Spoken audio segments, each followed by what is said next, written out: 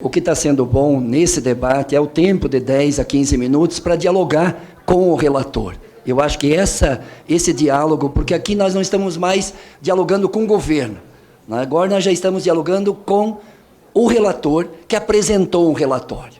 Portanto, algumas maldades que tinha no governo Bolsonaro, Vossa Excelência retirou, e eu quero reconhecer. Das mulheres aos 55 anos, graças à mobilização também dos agricultores, sensibilizaram e garantiram. A maldade dos agricultores foi feita na medida provisória 871, que aí os deputados têm a responsabilidade de quem votou a favor. Segundo lugar, a manutenção da correção monetária é positiva, porque o salário mínimo, quando se elogia dos rurais, foi no período onde se aumentou o salário mínimo, que incidiu sobre a previdência da maior parte do povo trabalhador de salário mínimo como rural, quando aumentou a inflação mais o crescimento econômico. Essa foi a mudança substancial que faz, inclusive, Vossa Excelência recuar de 2 salários mínimos para 1.364 o abono salarial. Mas a conjuntura atual não é mais essa, nem a correção do salário mínimo está acompanhando nenhum crescimento econômico, e também porque tem estagnação, e não tem essa previsão. Segundo lugar, do BPC já foi comentado, da capitalização eu destaco esse ponto, retirar a capitalização, embora Vossa Excelência abra a possibilidade da privatização dos fundos dos servidores públicos, acho que é um equívoco, mas a capitalização no regime geral, manter a Seguridade Social como conceito, eu lhe cumprimento, porque eu, nas minhas falas, sempre destaquei, na minha prioridade do debate político, é que das experiências fracassadas não poderia reproduzir o fracasso aqui no Brasil em regime de capitalização. É evidente que os ultraneoliberais aí dos partidos querem recolocar esse debate e nós temos que derrotar definitivamente a privatização da previdência pública nesse país. Terceiro lugar, o grande debate, desde o primeiro dia até hoje, continua sendo se é a política econômica, com a geração de emprego, com a ampliação de receita, com a ampliação de milhões de brasileiros com carteira de trabalho e formalização, que vão equilibrar a Previdência, ou é a redução de gastos da Previdência com uma visão de ajuste fiscal que vai resolver e equilibrar a Previdência. Nossa bancada e nós estamos convencidos que não vai resolver o problema de ajuste fiscal, nem déficit fiscal, com esta posição de retirar da economia o consumo. E todos sabem, está aqui o Reginaldo, que é economista, tem presente e tem feito esse destaque de que o consumo das famílias que produz a grande parte do PIB brasileiro, e fala-se hoje em 80%, segundo o IPEA. Então, esse é o primeiro ponto que divergimos, Alexandre Frota. É a política econômica, é o investimento. E aí a primeira crítica à receita que o relator buscou, que é do BNDES. Minha posição é crítica. Não é tirando os investimentos do setor produtivo, e me espanto que a CNI não está se manifestando, que os empresários do setor produtivo não estão se manifestando, que vão tirar do BNDES, que é o instrumento do aquecimento econômico, do crédito. Até 2015, por que tinha pleno emprego? Por que tinha, até 2014, aliás, tinha pleno emprego? Porque tinha 2 trilhões e 800 bilhões dos bancos privados e públicos colocando no setor produtivo. Era 20% sobre o PIB. Hoje é 7%, é 700, 800 bilhões. Portanto, não tem segredo. É montar uma estratégia de investimento, de aquecer a economia, de crescer a economia, de aumentar a receita, além das questões do lucros e dividendos, cobrar dos sonegadores, cobrar dos devedores, cobrar das petroleiras, que é um absurdo e é um crime de lesa pátria. O que estão fazendo, além de entregar o pré-sal e a Petrobras, estão deixando de cobrar imposto para o povo brasileiro. Então, esse é o primeiro ponto. Portanto, o debate é receita e despesa. Quer se cortar na despesa. E aí, vamos discutir reforma da Previdência. Eu acho que a reforma da Previdência faz parte do tripé, que vem da ponte para o futuro. Vem da ponte para o futuro. Reforma trabalhista precariza, inclusive no artigo 30 do relator, permite que um trabalhador não receba um salário mínimo e aí ele tem dificuldade de pagar a Previdência. Se sugere, inclusive, agrupar meses, quem sabe junta 3 meses, para dar a contribuição de 1 mês de salário mínimo para a própria Previdência, que já abre a possibilidade de um trabalhador não receber salário mínimo e não contribuir sobre um salário mínimo no mês da Previdência. O artigo 30, que eu acho que essa já incorpora a concepção da precarização, da flexibilização do trabalho intermitente, da reforma trabalhista. E por isso que teria que buscar receita para além da folha de trabalho, porque estão desmontando a folha de trabalho nesse país. A contribuição sobre a folha de trabalho. A emenda constitucional 95 limita os gastos primários e discricionários, atinge diretamente a Previdência. Agora, a reforma da Previdência, relator. Se nós temos teto, desde 2003 com Lula no regime geral, se nós temos teto para o regime público, regime da Previdência Social Pública, desde 2013. Então, o grande debate é, o seu relatório vai diminuir ou vai aumentar a desigualdade social? E onde é que está, para mim, o coração desse debate? A fórmula idade e contribuição, que está sendo suprimida da proposta, é a forma mais injusta que vai se propor na reforma da Previdência. Colocar só a idade, 65 anos, para os homens, 62 para as mulheres. Colocar não mais 15 anos de contribuição, mas 20 anos. E para ter aposentadoria integral, 40 anos de contribuição, com uma base de cálculo, não mais sobre os 80% dos melhores salários, mas sobre os 100% dos salários, para mim, esse é o coração da injustiça desta proposta. É ali. Por isso que vai dar 84% da economia. É ali. Eu quero dar um exemplo, relator. Eu entrevistado, sendo de um radialista, e ele pedindo para mim votar a favor. Aí eu pedi para ele, quantos anos você tem? Quantos anos você contribui? Não, eu sou técnico de rádio dos 16 anos, estou 26 anos contribuindo.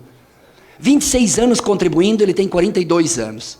Com 26 anos de contribuição, na regra atual, por tempo de contribuição, daria mais 9 anos. E daí ativa o fator previdenciário, que não dá aposentadoria integral. Na nova regra, como fica esse rapaz? 18 anos a mais.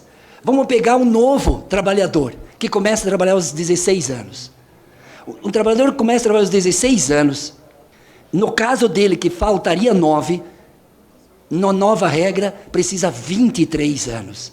De 9 para 23, porque é 65 anos o mínimo. Então, pegando o exemplo dele, e a nova regra para um novo trabalhador no Brasil, ele não mais trabalhará 9, como é o caso dele, mas vai trabalhar 23 anos. Porque ele precisa chegar aos 65 anos, o menino que vai começar, depois de aprovada a reforma, 16 anos de idade ele começa a trabalhar. Então ele vai trabalhar 49 anos, para chegar aos 65. E se a expectativa de sobrevida aumentar, vai ser 24 anos. Então, só uma observação, até para parar o tempo, né? Se o presidente puder pedir para parar o tempo. Você está falando de quem está no mercado e de quem vai entrar no mercado. Isso. Entre quem está no mercado. O menino vai daqui 9 anos se aposentar. Isso, o aí novo você está menino, falando da regra de transição. Certo, mas o novo jovem que vai entrar no mercado de trabalho. Que vai entrar. Aí idade mínima de 65. 65, então significa, para a atual regra é 9 anos. Para o novo jovem tem que saber, não é mais 9, se trabalhou até os 42 com 26 anos de contribuição, é 23 anos a mais. Então de 9 para 23, essa é a diferença. Então, de um lado, no piso, milhões... Eu não entendi. Eu vou tentar explicar, mas onde que tem a outra base de cálculo? Classe média e classe trabalhadora, os mais pobres. 20 anos, tu exclui milhões dos mais pobres. 40 anos de contribuição, quase os mais pobres, pela rotatividade, não vão conseguir contribuir. E ainda com uma base de cálculo extremamente injusta, que é sobre os 100%, e a gente sabe que os mais pobres trabalham menos, com menos salário no início da sua jornada. Só para... não quero muito te interromper, nós trabalhamos com uma possibilidade, porque a reforma não vai resolver tudo. Também não podemos dizer que tem alguém dizendo que a reforma vai resolver tudo.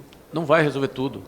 A reforma é para dar condições para que o governo possa resolver as coisas, porque sem ela não vai resolver. Agora, se ele vai resolver ou não, é outro problema. Eu não sou do governo, nós não somos do governo.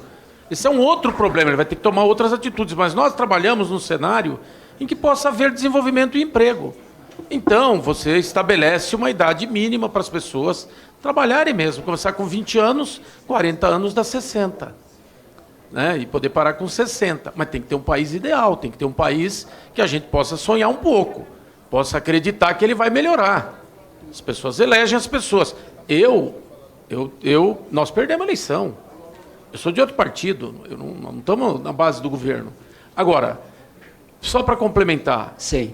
A questão da transição, nós colocamos mais uma regra. Nós não eliminamos nenhuma das outras. Sim.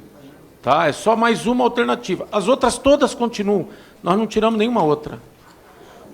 Então, vou continuar insistindo nesse debate, que é, no regime geral, se vai sair 84% da economia, ele vai sair dos que trabalham de 1, 2 ou 3 salários mínimos. Esse é o primeiro ponto. Segundo, tu cria, quando só coloca idade, e não idade e contribuição. Nós podemos discutir ou idade mais à frente, com contribuição mais à frente do que é hoje, 86, 96.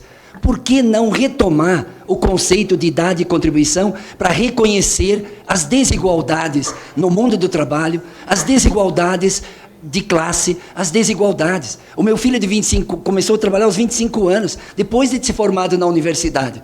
A condição dele para chegar aos 65 é uma. A condição do trabalhador chegar aos 65 de idade é outra.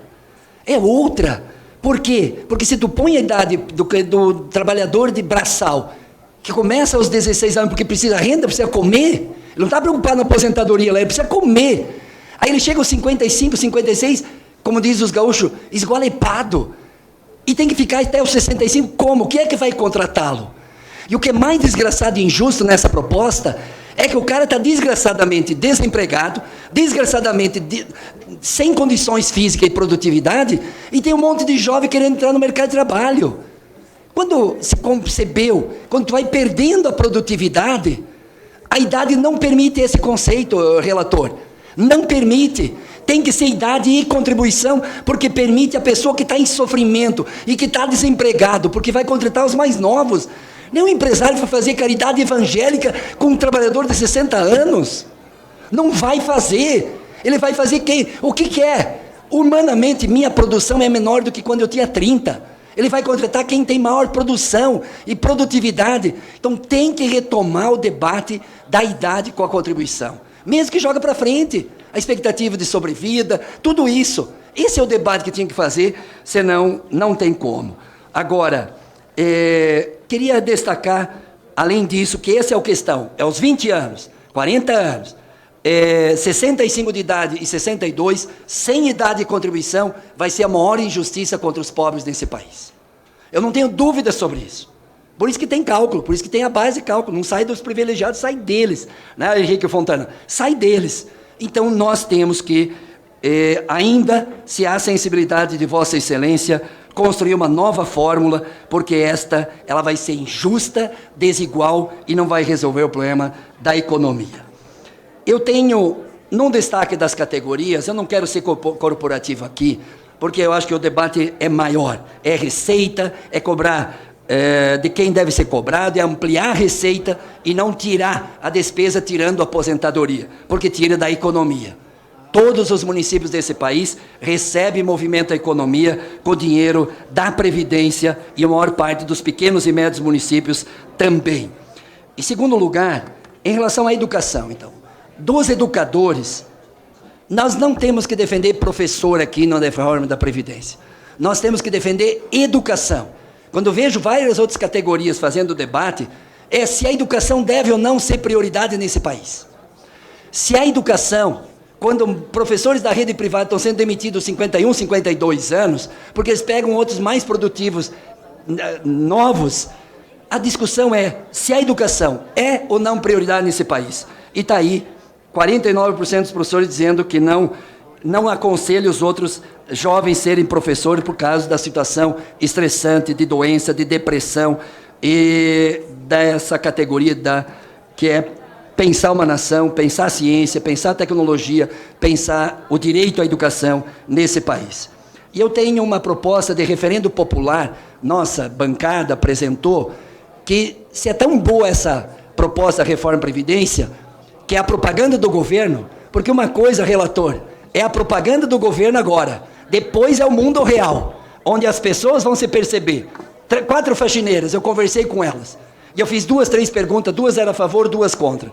Quando eu expliquei o que ia significar no cálculo dela individual, uma delas disse, pelo amor de Deus, deputado, não vota nisso. Pelo amor de Deus, eu disse para o senhor votar a favor, e eu expliquei para ela quantos anos ela tinha que contribuir a mais, quanto que ela ia receber a menos na base de cálculo, porque ela ficou, ao longo do tempo, sem contribuição, qual era o salário, qual era a aposentadoria. Ela entrou em desespero, quase se ajoelhou e disse, pelo amor de Deus, não vote nessa reforma da Previdência. A propaganda é uma coisa, nesse momento, para provar, mas o mundo real, depois, é aumento da desigualdade social, é aumento da exclusão da Previdência, é a destruição do direito de se aposentar de milhões de brasileiros. Esse é o grande nó dessa questão da reforma. Tem que discutir uma outra perspectiva para enfrentar o direito à Previdência, o direito de se aposentar, tá? Porque senão, quando o Bismarck disse que os trabalhadores, os proletariados iam fazer revolução, por isso que tinha que criar a Previdência Social, para dar um direito para eles se envelhecer minimamente com dignidade, eu acho que vai ter muita revolta, muita indignação, muita injustiça, se aprovar essa fórmula no regime geral da Previdência Social. Se é tão boa essa reforma, vamos fazer um plebiscito, vamos fazer em forma de referendo popular. Depois de aprovado aqui, vamos consultar o povo. Se o povo vai concordar. Só 30 segundos. Se o povo concorda com a reforma ou não. Vamos fazer um referendo, como muitos países fazem. Se é tão boa o que o governo está vendendo, eu duvido. Essa reforma não pode ser aprovada. Essa reforma com o eixo, o coração que exclui dos pequenos o direito de se aposentar, ou se aposentar mal, ou ter que trabalhar 10, 15, 20 anos, ou 23 anos do novo menino que vai começar a trabalhar para poder se aposentar. Portanto, é nessa direção que nós temos que se posicionar e cobrar de quem deve pagar nesse país e não tirar dos trabalhadores e dos mais pobres desse país o direito de se aposentar ou o direito de envelhecer minimamente com dignidade ou um direito de ter dignidade para ter uma morte com dignidade.